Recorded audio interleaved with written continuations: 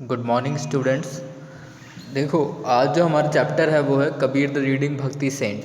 कबीर प्रमुख भक्ति संत। ठीक है।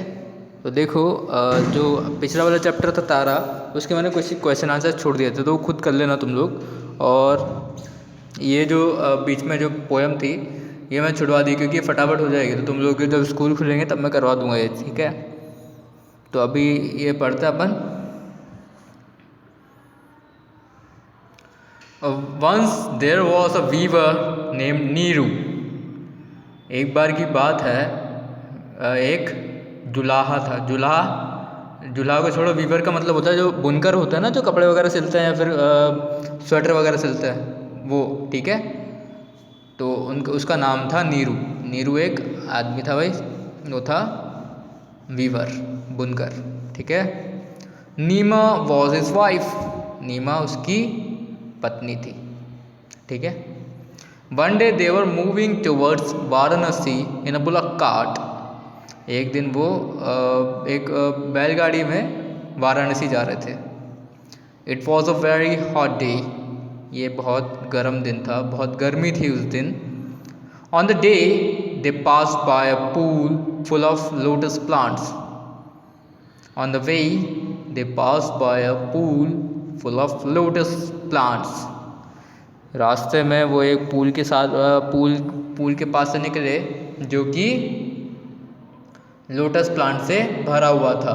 किससे भरा हुआ था? लोटस प्लांट से, कमल के पौधों से। They stop near the pool for some time.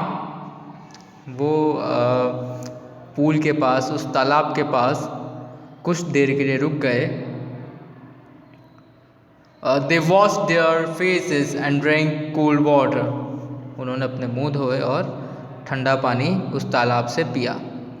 They stop near the pool. आगे देखिए। When they were drinking the water Niru heard an infants cry. जब वो पानी पी रहे थे तो नीरू ने एक शिशु के रोने की आवाज़ सुनी। इन्फेंट मतलब एक शिशु, बच्चा। ठीक है। जो चल फिर नहीं सकता, अभी बहुत छोटा है, उसको बोलते हैं infant. He went into the pool and was highly surprised to see a baby on a lotus leaf. वो फटाफट तालाब के पास गया और बहुत ज़्यादा चौंक गया, आश्चर्यचकित हो गया। सरप्राइज मतलब चौंक गया, एक बच्चे को एक कमल के पौधे के कमल के पत्ते के ऊपर देखकर। So the couple took the baby in their arms and set it into the cart. तो भाई, तो दोनों ने, जोड़े ने, तो जो दोनों ने, नीरू और नीमा दोनों ने वो बच्चे को अपने हाथों में उठाया और उसको काट मतलब वो जो थी ना उनकी बैलगाड़ी, उसमें बिठा दिया। They started for Varanasi. वो वाराणसी से निकल गए। They were very happy. They reached Varanasi named the baby Kabir. ठीक है। और बहुत खुश थे और वो बाहर वाराणसी पहुँचे और उस बच्चे का नाम रखा कबीर। ठीक है। Kabir was brought up and under their full care as a Muslim. Kabir बड़ा हुआ, उनके पूरे देखभाल के साथ बड़ा हुआ कबीर एक मुसलमान की तरह। ठीक है। He grew up in a very fine spirit. वो बहुत अच्छे से बड़ा हुआ, वो बहुत अतुल्यम भावनाओं से बड़े हुए। ठीक है।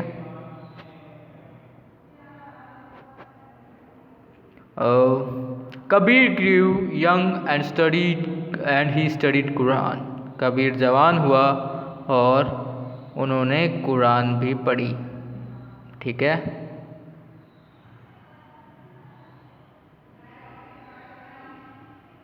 और आगे देखते हैं। But he also liked Hindus and wanted to learn about them. लेकिन उनको हिंदू भी बहुत पसंद थे, हिंदुओं को भी बहुत पसंद करते थे और वो उनके बारे में सीखना चाहते थे। अब आगे देखिए।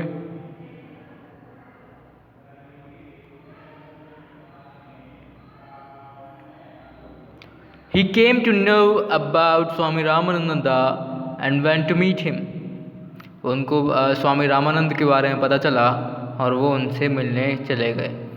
Soon he became the disciple of Swami Ramananda, the Vaishnavite mystic who made Rama as the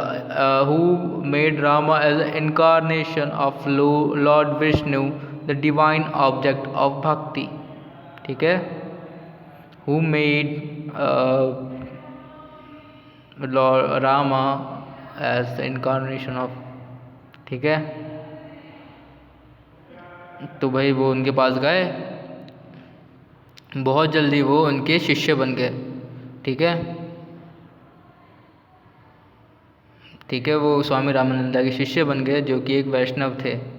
ठीक है, वैष्णव समाजवादी थे और जिन्होंने राम को भगवान विष्णु का अवतार बताया था, जो कि भक्ति का दिव्य केंद्र बिंदु बनाया था. ठीक है, एक मूर्ति बनाई थी, शायद कुछ बनाया था जो कि भक्ति का केंद्र बिंदु था. कौन?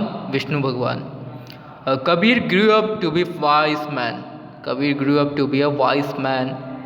कबीर एक बहुत ही बुद्धिमान व्यक्ति बने. Though he was uneducated yet he knew Sanskrit and Persian. भले ही वो उतने ज़्यादा पढ़े लिखे नहीं थे, लेकिन वो संस्कृत और फारसी जानते थे. He talked to people about good. वो लोगों से अच्छाई के बारे में बात करते थे. He taught that God is one, whether we worship him as Allah or Rama, he said. उन्होंने बताया कि भगवान एक है, भले हम लोग उसको अल्लाह माने या राम माने. Fasting or telling of beads is of no use if we have no true devotion. Fasting मतलब होता है व्रत रखना, और टेलिंग ऑफ बीट्स मतलब होता है माला जपना. व्रत रखना और माला जपने का कोई मतलब नहीं अगर हम लोग सच्ची भक्ति नहीं रखते अपने मन के अंदर. He only lives in a heart that is full of love, shaming. वो सिर्फ उन्हीं के मन में रहता है जो कि प्रेम से भरे हुए हैं. Shaming the remembrance of the Almighty is of no use because the Lord is not pleased. भगवान का मजाक उड़ाना, वो याद के लिए मजाक उड़ाना इससे कोई वो नहीं है, क्योंकि उसका कोई मतलब ही नहीं है.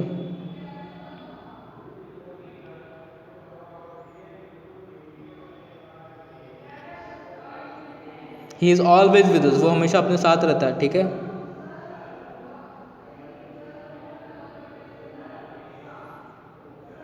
मतलब ईश्वर का नाम लेना, shaming the remembrance of the Almighty is of no use because the Lord is not pleased. ईश्वर का नाम जपना, माला जपना, ये सब करना, इसका कोई मतलब नहीं है, क्योंकि भगवान इससे खुश नहीं होता. He is always with us. वो हमेशा हमारे साथ है. So concentrate your mind and heart on God. तो बस अपने मन और अपने दिमाग को भगवान की तरफ मोड़ लो. भगवान की तरफ, भगवान में अपना दिमाग और दिल लगाओ. Kabir however soon evolved his own interpretation of bhakti which showed influences of Sufism. Kabir ने जल्दी ही अपना तरीका निकाला भक्ति का, जिसमें वो सूफिज़म झलकता था, जिसमें सूफी अंदाज झलकता था, जिसमें Kabir fused the strong elements of monotheism and arrogance of idol worship and Islam with the bhakti approach. Kabir ने सारे धर्म होते हैं, मोनोथेइज्म और एवरेंस, इन सब का इस्लामिक अप्रोच से सबकी धर्म वगैरह को बढ़ावा दिया.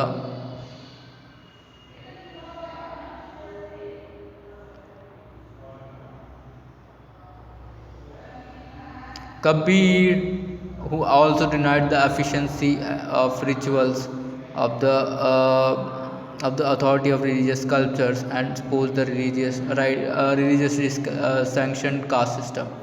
कबीर ने मूर्ति पूजा और ये सब करने से, जो रस्म होते हैं मूर्ति पूजा करना, इन सब से मना कर दिया और अपोज किया. जो हमारा कास्ट सिस्टम है, जातिवाद है, उसका भी अपोज किया. ठीक है, तो एक पैराग्राफ रह रहा है, इसको मैं कल पढ़ा दूंगा. आज के लिए इतना ही काफ़ी है. खुद पढ़ लेना एक बार पूरे चैप्टर को, उससे तुम लोगों को ज़्यादा समझ में आएगा. Thank you.